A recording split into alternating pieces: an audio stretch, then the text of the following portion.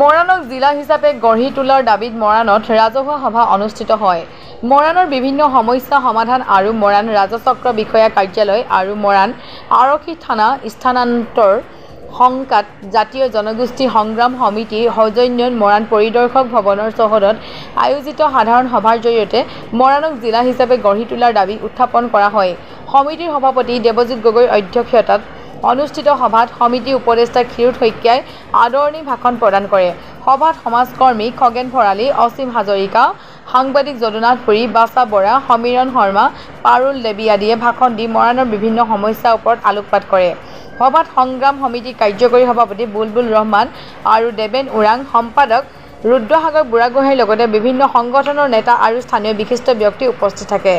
সভাত মৰাণক পূৰ্ণাংগ জিলা হিচাপে গঢ়ি তোলা, অৰ্ধ নিৰ্মাণ আইৰ নিৰ্মাণ সম্পূৰ্ণ কৰি কাৰ্যক্ষম কৰি তোলা, মৰাণ ৰাজ্যিক চিকিৎসালয়ক মৰাণ প্ৰাথমিক স্বাস্থ্য কেন্দ্ৰলৈ ৰূপান্তৰিত কৰা আৰু 24 ঘণ্টীয়া স্বাস্থ্য সেৱা বাহাল কৰা, নলা নিৰ্মাণ কৰি মৰাণক কৃত্ৰিম বানপানীৰ পৰা মুক্ত কৰা আদি দাবীৰ লগতে মৰাণ ৰাজচক্ৰ বিষয়া কাৰ্যালয় স্থানান্তৰ সন্দৰ্ভত স্থিতি স্পষ্ট কৰিবলৈ কেবিনেট মন্ত্ৰী বিমল বৰাক আহ্বান জনোৱা হয়।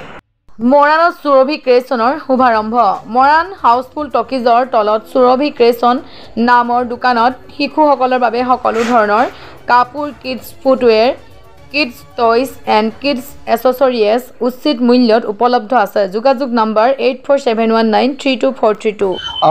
আমি মৰাণৰ জাতীয় জনগোষ্ঠী সংগ্ৰাম সমিতিয়ে এখন ৰাজহুৱা সভা অনুষ্ঠিত কৰোঁ মৰাণ গড়কাপ্তানি পৰিদৰ্শন ভৱনত।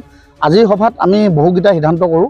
প্ৰথম সিদ্ধান্তটো হৈছে যিটো মৰাণ সমষ্টি 2024 চনৰ যিটো সমষ্টি নিৰ্ধাৰণ হৈছিলে, মৰাণ সমষ্টিটোৰ নাম কাট খাই এই সমষ্টিটো গ'লগৈ খোৱাঙলৈ আৰু মৰাণৰ সমষ্টিৰ দুটা পঞ্চায়ত তিলৈ আৰু দিখাৰী পঞ্চায়ত, এই দিখাৰী পঞ্চায়ত থাকি গ'ল। এই দিখাৰী পঞ্চায়ত আৰু তিলৈ পঞ্চায়ত অন্তৰ্গত হ'ল টিংখং সমষ্টিত। এতিয়া আমাৰ প্ৰশ্ন হৈছে, আজি সভাই বহুকেইজনে প্ৰশ্ন কৰিছে যে মৰাণৰ শেহতীয়াকৈ যি স্বাধীনতা দিৱস উদযাপন কৰিছিলে, মৰাণত আগত পূৰ্বৰ পৰা কৰিছিলে মৰাণ SDC অফিচত, এইবাৰ কিন্তু স্বাধীনতা দিৱস উদযাপন কৰা আমাৰ পৰিলক্ষিত নহ'ল।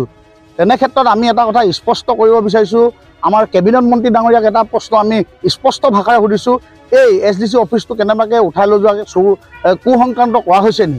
এই কথাকেইটা তেওঁ ৰাজহুৱা কৰিব লাগে। আৰু 2 নম্বৰ কথা, আমি জানো মৰাণ যিখন থানা আছিলে, এই থানাখন আগতে পূৰ্বতে মৰাণৰ পৰা আপোনাৰ দিহাজানলৈকে কভাৰ কৰিছিলে, ইফালে তিলৈ পথালিবাম এনেকৈ এটা বৃহৎ অঞ্চল কভাৰ কৰিছিলে।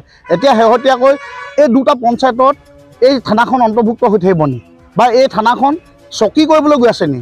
এই এনেকুৱা প্ৰশ্নবোৰলৈ আজি এই সভাখনৰ সিদ্ধান্ত লয়। আৰু এটা আমি গুৰুত্বপূৰ্ণ সিদ্ধান্ত ল'বলৈ আমি বাধ্য হৈছোঁ যে মৰাণৰ যিটো সমষ্টি হেৰাই গ'ল, এই সমষ্টিটো পুনৰ উদ্ধাৰ কৰিবলৈ আমি গণতান্ত্ৰিকভাৱে আন্দোলন যদি কৰিব লগা হয়, গণতান্ত্ৰিক আন্দোলন কৰি হ'লেও এই সমষ্টিটো উদ্ধাৰৰ কাৰণে আমি আগবাঢ়িম। ইয়াৰ ক্ষেত্ৰত আমি বিমল বৰা ডাঙৰীয়াৰ লগত আমি আলোচনা কৰা এটা সিদ্ধান্ত গ্ৰহণ কৰিছোঁ আৰু তেখেতৰ পৰামৰ্শ আমি বিচাৰিম।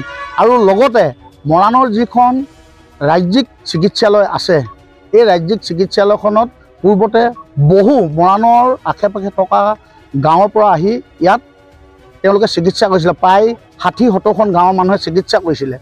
দৰিদ্ৰ সীমাৰ তলত থকা মানুহে ইয়াত যেতিয়া চিকিৎসা কৰিছিলে, এই চিকিৎসালয়খন আমি বহুবাৰ দাবা আমি চৰকাৰক দিছিলোঁ যে এই চিকিৎসালয়খন প্ৰাথমিক চিকিৎসালয় ৰূপান্তৰিত কৰিবলৈ, কিন্তু আজিলৈকে চৰকাৰে ইয়াৰ ওপৰত কোনো এটা বিহিত ব্যৱস্থা লোৱা আমাৰ পৰিলক্ষিত নহ'ল।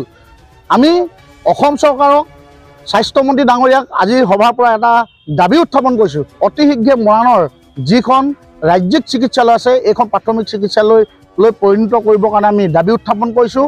আৰু এটা কথা আজি সভাই আমি সিদ্ধান্ত লৈছোঁ, যিহেতু মৰাণৰ এটা ঐতিহ্য আছে, বিভিন্ন জাতি জনগোষ্ঠীৰ এখন সমন্বয় ভূমি, মৰাণ নামটো ক্ৰমান্বয়ে শেষ হ'বলৈ গৈ আছে। সেইকাৰণে আমি এটা সিদ্ধান্ত গ্ৰহণ কৰিছোঁ, টিংখং সমষ্টি, মৰাণ খোৱাং সমষ্টি আৰু মাহমৰাং সমষ্টি, এই যিকেইটা সমজিলা ঘোষণা কৰিছে, এই জিলাকেইটাৰ অন্তৰ্ভুক্ত কৰি মৰাণ পাৰিলে এখন জিলা হিচাপে ঘোষণা কৰিবলৈ আমি দাবী উত্থাপন কৰিছোঁ।